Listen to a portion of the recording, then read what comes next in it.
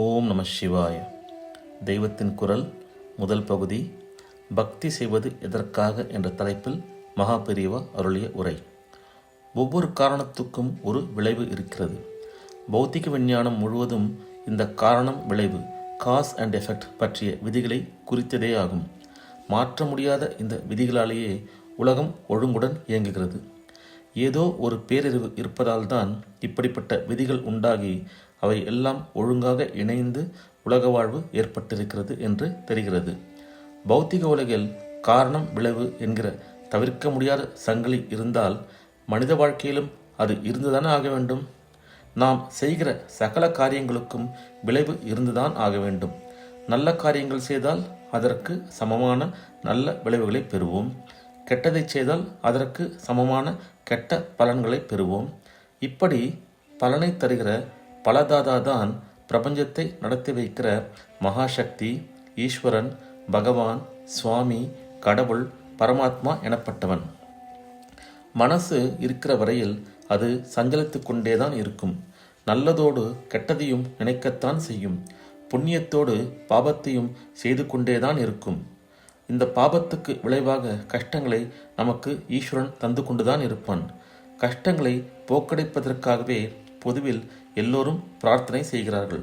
இதைத்தான் பக்தி என்று நினைக்கிறார்கள். ஈஸ்வரன் மனசு வைத்தால் நம் பாபத்துக்கு பிரதியான கஷ்டத்தை தராமலும் இருக்கலாம். ஆனால் அவன் கஷ்டத்தை போக்கத்தான் வேண்டும் என்று நிர்பந்தம் செய்ய நமக்கு யோகியதை இல்லை. ஏனென்றால் நம் கர்மாவுக்கு பலனாக இந்த கஷ்டத்தை கொடுத்திருப்பவனே அவன்தான். ஆகையினால் கஷ்டம் வந்தாலும் அதை பொருட்படுத்தாமல் இருக்கிற மனோபாவத்தை பிரார்த்திப்பதே இதைவிட உத்தமமாகும். ஆனால் இந்த பிரார்த்தனை கூட நிஜமான பக்தி அல்ல. நம் கஷ்டத்தை ஈஸ்வரனிடம் சொல்கிற போதே அவனுக்கு அது தெரியாது என்று நாம் நினைப்பதாக ஆகிறது. அதாவது ஈஸ்வரனுடைய எல்லாம் அறிந்த சர்வங்கத்துவத்துக்கு குறை உண்டாக்குகிறோம். இந்த கஷ்டத்தை போக்கு அல்லது கஷ்டத்தை பொருட்படுத்துகிற மனப்பான்மையை மாற்று என்கிற போது நாம் கேட்டுத்தான் அவன் ஒன்றை செய்கிறான் என்றும் ஆகிறது. அதாவது தானாக பெருகும் அவனது காரியம் குறை உண்டாக்கி விடுகிறோம். இப்படி ஞான சமுத்திரமாக, கிருபா சமுத்திரமாக இருக்கிற ஈஸ்வரனுடைய ஞானம், கிருபை இரண்டுக்கும் தோஷம் கற்பிக்கிற பிரார்த்தனை உண்மையான பக்தி இல்லை. ஆனால் இப்படிப்பட்ட பிரார்த்தனையால் நம்முடைய மனச்சுமை தற்காலிகமாகவாவது லேசாகி கொஞ்சம் சாந்தி பிறக்கிறது. நாமவே எல்லாம் சாதித்து விட முடியும் என்ற அகங்காரத்தை விட்டு ஈஸ்வரனிடம் யாசிக்கிற அளவுக்கு எளிமை பெறுகிறோமே, அதுவும் நல்லதுதான். அவனும் நாம் அவனுடைய ஞானத்துக்கும் கருணைக்கும் குறை உண்டாக்கியதை கூட பொருட்படுத்தாமல் நம் கர்மாவையும் மீறி பிரார்த்தனையை நிறைவேற்றினாலும் நிறைவேற்றலாம். ஆனாலும் ஒரு கஷ்டம் போனாலும் இன்னொரு கஷ்டம் என்று லோக வாழ்க்கையில் வந்து கொண்டேதான் இருக்கும். ஆகையால் லௌகிகமான கஷ்ட நிவர்த்திக்காக பிரார்த்தனை பண்ணுவதற்கு முடிவே இராது. நீ எப்படி விட்டாயோ அப்படி ஆகட்டும் என்று சரணாகதி செய்வதுதான் பக்தி. தனக்கு என்று எதுவுமே இல்லாவிட்டால் மனசின் அழுக்குகள் நீங்கி அது கண்ணாடி மாதிரி சுத்தமாக இருக்கும். அப்போது நிறைந்த ஆனந்தமாக இருக்கலாம். எனக்கு என்று ஒன்றுமில்லை என்று யாரிடம் சரணாகதி செய்துவிட்டாலும், ஒரு பதியிடம் பத்தினி சரணாகதி செய்தாலும் அவன் தூர்த்தனான பதியாக கூட இருக்கலாம். ஒரு குருவிடம் சிஷ்யன் சரணாகதி செய்தாலும் அந்த குரு போலியாக இருந்தால் கூட சரி, அப்புறம் நிಶ್ಚಿಂತೆ தான். அதன் முடிவான பலனாக மோட்சம்தான். ஆனால் ஏதோ புராணங்களில் இப்படி பதியிடம், ஆச்சாரியனிடம் சரணாகதி செய்தே தெய்வமாகிவிட்டவர்களை பற்றி சொல்லியிருந்தாலும் பிரத்யக்ஷத்தில் இப்படி நம் மாதிரி குற்றம் குறை இருக்கக்கூடிய ஒரு மனுஷனிடம் சரணாகதி பண்ணுவது என்றால் முடியத்தான் இல்லை. நாம் சரணாகதி பண்ண லாயக்குள்ளவன் என்று தோன்றுகிற குரு கிடைத்து அவனிடம் சரணாகதி செய்து விட்டால் அப்புறம் சுவாமி கூட வேண்டாம் தான். ஆனால் வாஸ்தவத்தில் நிஜமாகவே திரிபுவனங்களுக்கும் எஜமானனாக எல்லாம் தன் சொத்தாக கொண்டுள்ள சுவாமியிடம்தான் நம்மால் கொஞ்சத்தில் கொஞ்சமாவது எல்லாம் உன் உடைமையே, எனக்கென்று ஒன்றுமில்லை என்று சரணாகதி செய்து அதனால் நிம்மதி பெற முடிகிறது.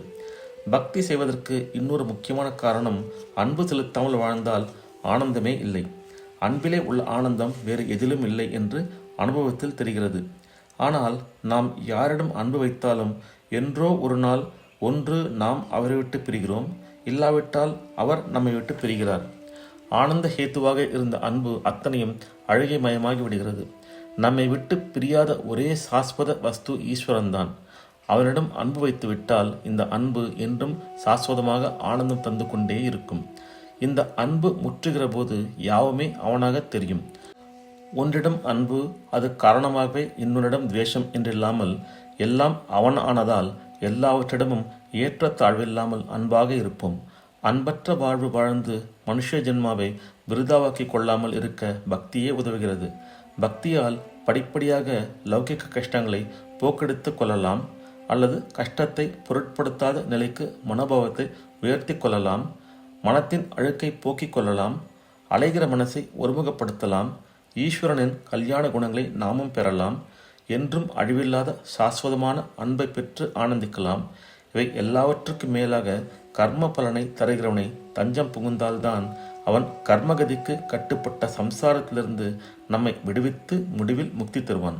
அதாவது அவனேதான் நாமாகியிருப்பது, எல்லாமும் ஆகியிருப்பது என்று அனுபவத்தில் அறிந்து கொண்டு அப்படியே இருக்கச் செய்வான். இந்த அத்வைத ஞானத்தையும் முக்தியையும் அவன் கிருப்பையாலேயே பெறலாம். பக்தி செலுத்துவதற்கு இத்தனை காரணம் இருக்கிறது. இனி காரணமே இல்லாத பக்தி ஒன்றும் இருக்கிறது. ஓம் நம சிவாய. இத்துடன் இந்த அருளுரை நிறைவேற்றது. அடுத்த பதிவில் காரணமில்லாத பக்தி என்பதை பற்றி மகாபெரிவா அருளிதை பார்ப்போம். ஓம் நம சிவாய. ஹரஹர சங்கர, ஜெய ஜெயசங்கர, காஞ்சி சங்கர, காமகோட்டி சங்கர.